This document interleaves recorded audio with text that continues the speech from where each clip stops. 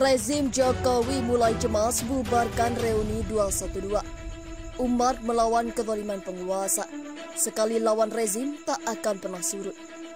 Kan 212 ini udah mengental menjadi lembaga tuh. Mau dihalangi nggak dihalangi tetap koordinasi bahkan persiapan itu dilakukan dalam upaya untuk menggedor kekuasaan. Bahwa ada daftar kesalahan yang masih panjang dari soal omnibus law sampai Habib Rizik segala macam. Kan itu semua isu tentang kemanusiaan dan isu tentang keadilan. Jadi demo 212 itu selalu akumulasi isunya akan meninggi tuh. Nah itu yang akan crossfire dengan delegitimasi kekuasaan. Nah, karena itu bagian-bagian inti dari oposisi mestinya dihalangi. Karena kalau dia crossfire jangan-jangan kekuasaan jatuh di 213 dan pemetaan yang akhirnya orang tahu bahwa 212 itu memang nggak bisa dilenyapkan.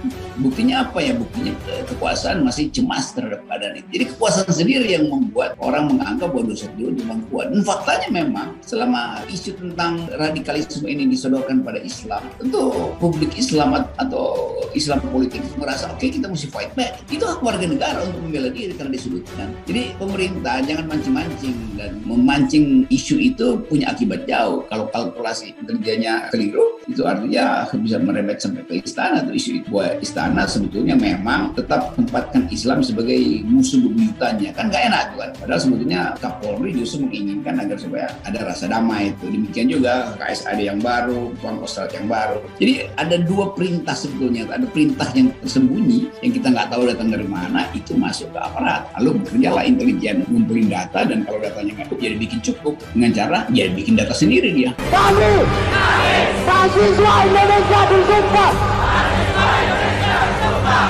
bertanah air satu, tanah air tanpa penindasan.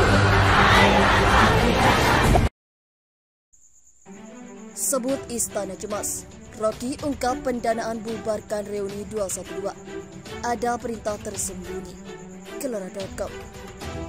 Pengamat politik Rocky Gerung menyayangkan adanya tindakan penghalangan atas reuni 212 yang digelar hari ini. Menurut dia, penghalang-halangan kegiatan ini sudah tersusun rapi sejak jauh-jauh hari. Bahkan menurut Rocky, intelijen juga banyak dilibatkan untuk memuluskan pembubaran reuni ini. Keterangan itu setidaknya disampaikan Rocky saat menjadi bintang tamu podcast Refli Harun di salutan YouTube-nya yang dikutip Hops.id pada Kamis 2 Desember 2021. Menurut Rocky Gerung, reuni 212 memang masih dianggap oleh pemerintah sebagai acara yang dihelat kelompok yang berbahaya, sehingga mereka kemudian diupayakan untuk dilemahkan. Jadi Istana cemas dengan reuni 212.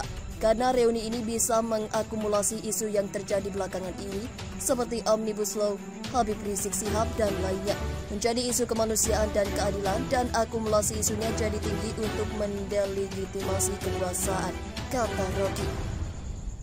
Menurut dia, pendengung agar reuni 212 ini digagalkan sebenarnya datang dari pihak yang bisa ditebak, sehingga wajar jika publik menganggap istana seolah menempatkan Islam sebagai musuh bebuyutan.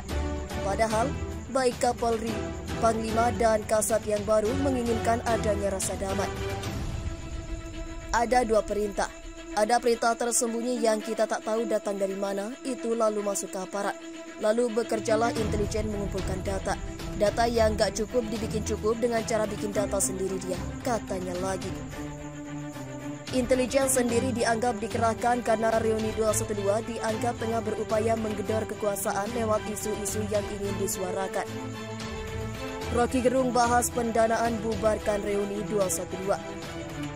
Pada kesempatan itu, Rocky Gerung lantas coba menyinggung bahan kecemahan bahwa adanya reuni 212 berakar dari kegagalan pemerintahan. Menurut dia, kesalahan ini berawal dari Presiden Jokowi yang tak mampu membangun revolusi mental yang dia dengungkan sejak awal. Dia disebut gagal membangun rasa persahabatan antar warga negara. Karena itulah pemerintah lantas memunculkan isu-isu radikalisme dan seolah menganggap kegiatan reuni 212 adalah kegiatan yang salah. Sebenarnya ini pendanaan ada, ini proposal lama yang difotokopi. Tetapi karena pendanaannya makin lama makin sedikit, maka konsepnya yang diperbanyak. Itu diedarkan terus walau nilainya makin susut. Dan ketika mereka gagal memenuhi keadilan, mereka mulai memberi kuliah soal stabilitas, radikalisme, dan sebagainya, kata Rocky. Bagi Rocky sebenarnya tak masalah jika ada pihak yang menumpangkan aspirasi politik ke ayat-ayat kitab suci. Namun, pemerintahlah yang seolah alergi dengan oposisi, sehingga justru memunculkan isu radikalisme dan lainnya. Aspirasi politik boleh ditumpangkan ke ayat-ayat kitab suci, yang gak boleh. Ayat itu diubah jadi konsep kekerasan. Kita bisa pakai apa saja kok. Kalau Pancasila gak cukup, kita bisa kutip ayat untuk menerangkan ketidakadilan pemerintah. Jadi ada banyak peralatan ekspresi dari kekhawatiran, kata Rocky Gerung menyinggung reuni 212. Beberkan alasan ikut aksi reuni 212.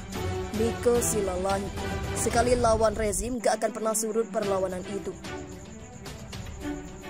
Aktivis pro-demokrasi yang juga merupakan seorang pegiat media sosial, Niko Silalahi menjelaskan alasan dirinya mengikuti aksi reuni 212 tahun 2021.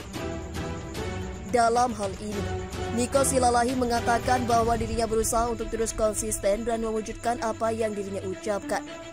Aktivis pro-demokrasi tersebut juga mengatakan bahwa apabila dirinya sudah melakukan sekali melawan rezim, maka akan tetap terus menyuarakan perlawanan untuk melawan rezim.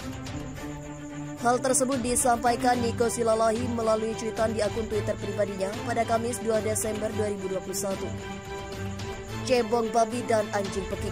Nih, aku tegaskan, bahwasanya aku bukan seperti junjunganmu yang keluar-keluar, tapi fakta lapangan bertolak belakang, kata Niko Silalahi dikutip terkini.id dari akun Twitter Niko Silalahi pada Kamis 2 Desember 2021.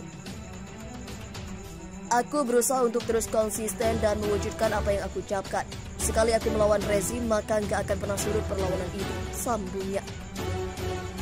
Pada kicauan sebelumnya, Niko Silalahi juga menegaskan bahwa apabila ada 1.000 orang kafir yang mengikuti aksi reuni 212, maka ia mengatakan bahwa salah satunya adalah dirinya.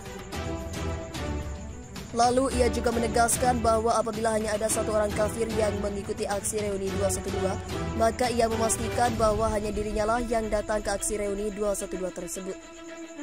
Hal tersebut disampaikan Niko Silalahi melalui akun Twitter pribadinya pada Rabu 1 Desember 2021. Jika ada 1.000 kafir yang ikut aksi 212, maka akulah salah satunya. Jika ada 100 kafir ikut aksi 212, maka akulah salah satunya, ujarnya. Jika ada 10 kafir ikut aksi 212, maka akulah salah satunya. Jika hanya ada 1 kafir ikut aksi 212, maka aku pastikan itu aku, pungkas Niko Silalahi. Terima kasih telah mengunjungi channel ini. Kami hanya sebatas menginformasikan. Andalah yang memutuskan. Kami mahasiswa Indonesia bersumpah bersama